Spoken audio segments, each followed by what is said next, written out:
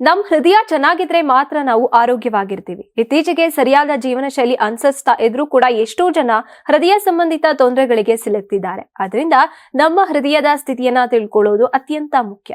ಅದ್ ಹೇಗೆ ಅಂತ ನೋಡೋದಾದ್ರೆ, ಲಿಫ್ಟ್ ಬಳಸೋದನ್ನ ಬಿಟ್ಟು ಮೆಟ್ಟಲುಗಳನ್ನ ಹತ್ ನೋಡಿ. ನಿಮ್ಮ ಉಸಿರಾಟ ತುಂಬಾ ತೀವ್ರವಾಗಿದ್ರೆ ಗಮನಿಸಿ. ಆರೋಗ್ಯಕರ ವ್ಯಕ್ತಿ 1 ನಿಮಿಷದಲ್ಲಿ 4 ಮೆಟ್ಲನ್ನ ಹತ್ತೋದಕ್ಕೆ ಹೆಚ್ಚು ಸಮಯ ತಗೊಳ್ಳೋದಿಲ್ಲ.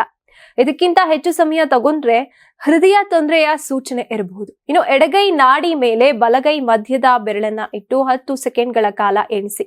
ಮಲ್ಟಿಪ್ಲೈ ಮಾಡಿ ನೋಡಿದಾಗ 1 ನಿಮಿಷಕ್ಕೆ ಹೃದಯ ಎಷ್ಟು ಬಡ್ಕೊಳ್ಳುತ್ತೆ ಅಂತ ನೋಡಬಹುದು. 60ರಿಂದ 100 ಬಡಿತ ಇದ್ರೆ ಆರೋಗ್ಯಕರ.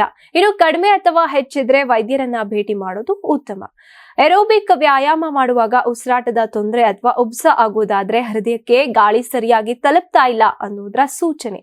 ಇನ್ನು ಕೈಕಾಲುಗಳು, ಪಾದಗಳು ಊದ್ಕೊಳ್ಳೋದು, ತಲೆ ತಿರುಗೋದು, ಚೈತನ್ಯ ಕಡಿಮೆ ಆಗೋದು, ಎದೆಯಲ್ಲಿ ಅಸಹಜ ಅನುಭವ, ಇವು ಹೃದಯ ತೊಂದರೆಯ ಸೂಚನೆಗಳು.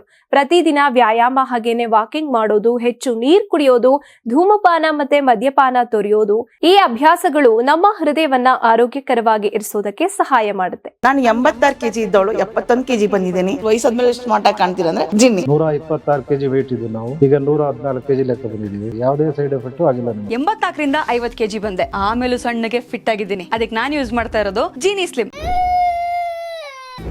ನಿಮ್ ಮಗು ಅಳ್ತಿದ್ಯಾ? ಹಾಗಾದ್ರೆ ನಿಮ್ ಮಗುವಿಗೆ ಜೀನಿ ಸರಿ ಇಟ್ಕೊಡಿ.